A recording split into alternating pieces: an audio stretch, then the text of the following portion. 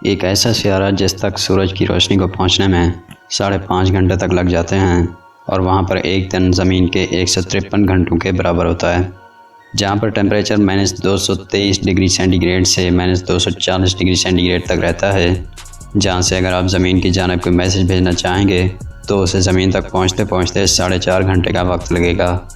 जहां पर सूरज की रोशनी इतनी कम मिकदार में पहुंचती है कि आप दिन के वक्त भी प्लूटो के आसमान पर सितारे यानी कि तारे देख सकेंगे। 1930 में प्लूटो की दरियाफ्त कर ली गई थी, जिसे सोलर सिस्टम का नवा प्लैनेट कहा गया था, लेकिन फिर साल 2006 में होने वाली एक मीटिंग में इसे प्लैनेट के दर्जे से हटा दिया गया। आखिर क्यों प्लूटो को ड्राफ्ट प्लैनेट का दर्जा दिया गया, प्लूटो की असल तारीख क्या है और किन किन मुश्किलात से गुजर कर दरियाफ्त किया गया और इसका एटमॉस्फेयर और इसकी तमाम इन्फॉर्मेशन आप आज के इस वीडियो में जान सकेंगे। 1840 में एक मशहूर माहिर फल्कियात अर्बन लीवेरियर ने महसूस किया था कि नेपच्यून सियारे को, जो कि हमारे सोलर सिस्टम का 8वां सियारा है, उसे कोई चीज़ अपने ऑर्बिट के अंदर सही तरह से हरकत नहीं करने दे रही, जिससे हम अभी तक दरियाफ्त भी नहीं कर सके।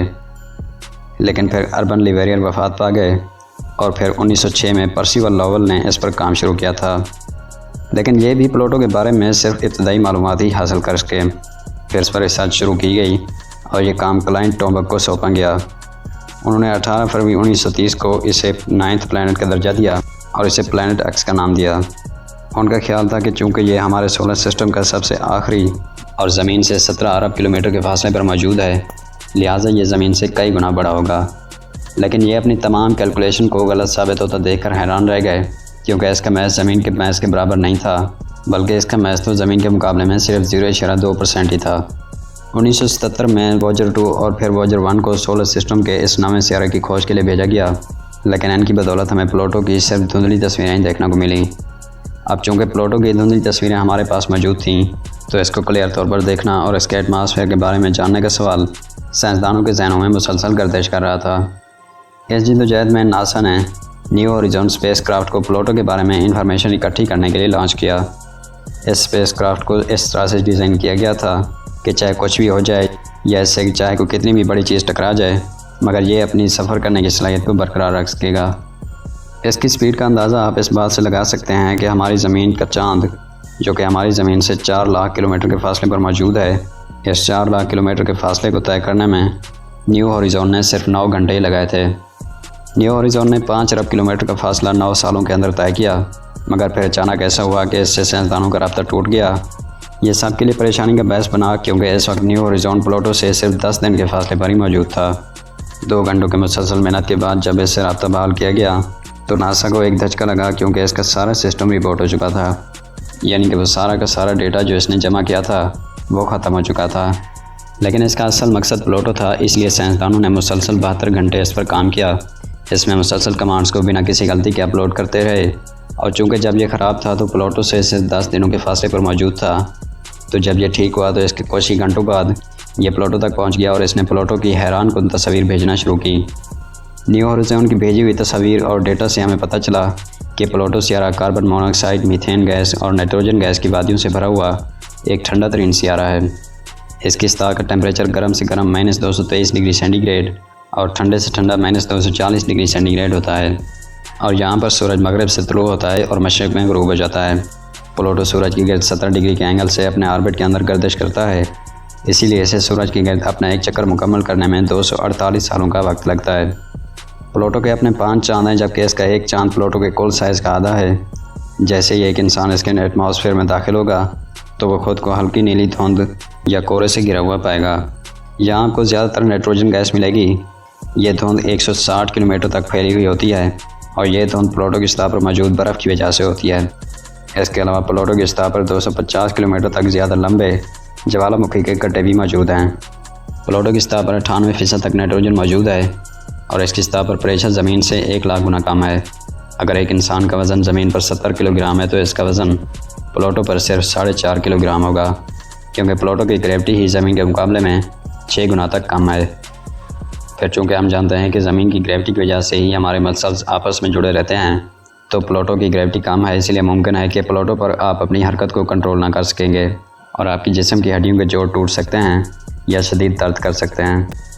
प्लूटो की सतह से अगर आप आसमान की तरफ नज़र डालेंगे तो धुंध की 160 किलोमीटर की सतह के बाद आपको सितारे दिखाई देंगे और इन सितारों के बीचों बीच आप प्लूटो के 5 चांद भी देखेंगे।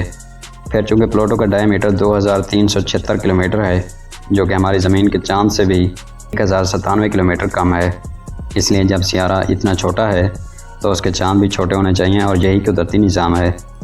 प्लूटो के 4 चांद जो कि छोटे साइज़ के हैं, जो कि स्टेक्स, निक्स, करबोरस और हाइड्रा हैं, जबकि इसका 5वां चांद जो कि प्लूटो के साइज़ का निस्फ है, अगर आप प्लूटो की सतह पर मौजूद हो तो प्लूटो का शारून चांद आपके होश भी उड़ा सकता है और आप इसे 10वां सियारा भी समझ सकते हैं, और ये प्लूटो से 19,600 किलोमीटर ही दूर है। मज़े की बात तो यह है कि प्लूटो का 5वां चांद हरकत तो कर रहा है मगर ये घूम नहीं रहा। इसका मतलब ये हुआ कि अगर आप प्लूटो की सतह पर मौजूद हों तो आप प्लूटो के शारून चांद का सिर्फ एक रुख ही देख सकेंगे, क्योंकि ये प्लूटो की हरकत के साथ कुदरती तौर पर लॉक किया गया है। अब चूँकि प्लूटो का ऑर्बिट बैजी शक्ल का है और ये बाकी प्लैनेट की तरह हरकत नहीं करता बल्कि 17 डिग्री के एंगल से सूरज के गिर्द मूव करता है, इसी वजह से इसे डार्क प्लैनेट की लिस्ट में डाला गया था। साल 2006 में इंटरनेशनल एस्ट्रोनॉमिकल यूनिट की एक जनरल असम्बली में जब प्लैनेट की डेफिनेशन को दोहराया गया तो प्लूटो सिर्फ इस डेफिनेशन की 2 कंडीशंस को फॉलो करता था, जबकि तीसरी कंडीशन को प्लूटो फॉलो नहीं करता। और वो 3 कंडीशंस जो कि एक ऑब्जेक्ट को प्लैनेट कहलाने के लिए फॉलो करनी होगी वो ये थी। नंबर 1, कोई भी एस्ट्रोनॉमिकल ऑब्जेक्ट प्लैनेट तभी कहलाएगा जब वो सूरज के गिर्द अपने ऑर्बिट में चक्कर मुकम्मल करता है और उसे चक्कर मुकम्मल करने में चाहे कितना भी वक्त क्यों ना लगे।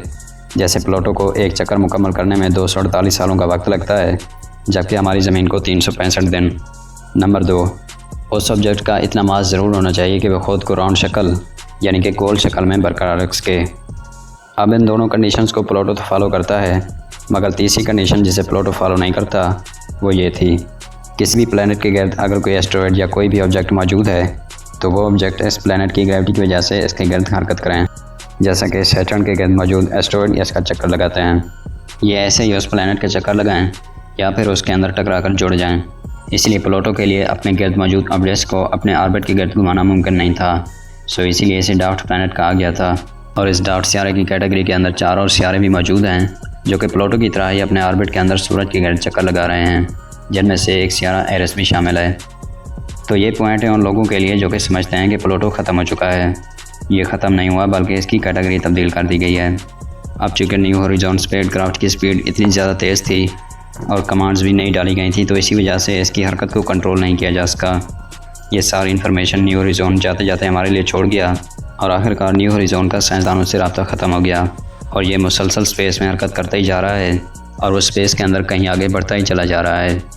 उम्मीद है मुस्तकबिल के अंदर जेम्स वेब टेलीस्कोप के लॉन्च होते ही हमें इसके बारे में मालूमात मिल सकेगी और प्लूटो के बारे में वो इन्फॉर्मेशन देखने और जानने को मिलेगी जिसके बारे में शायद हम सोच भी ना सकें, क्योंकि जेम्स वेब टेलीस्कोप को इतनी मजबूती से बनाया गया है और ये इतनी ताकतवर है कि ये 10 लाख किलोमीटर के फासले पर मौजूद एक चमकते हुए जुगनू को भी डिटेक्ट कर लेगी। सो मुस्तकबिल के अंदर हमें अच्छे रिजल्ट मिलने की उम्मीद है और हम मज़ीद इस बर्फ़ के गोले के बारे में इंफॉर्मेशन हासिल कर सकेंगे। उम्मीद है आज की वीडियो ने आपकी मालूमात में इजाफ़ा किया होगा और आज के इस वीडियो को आप लोग भरपूर लाइक और शेयर करेंगे। आप लोगों के प्यार भरे कमेंट्स का बहुत बहुत शुक्रिया। मिलते हैं एक और शानदार वीडियो में, तब तक के लिए अल्लाह हाफ़िज़।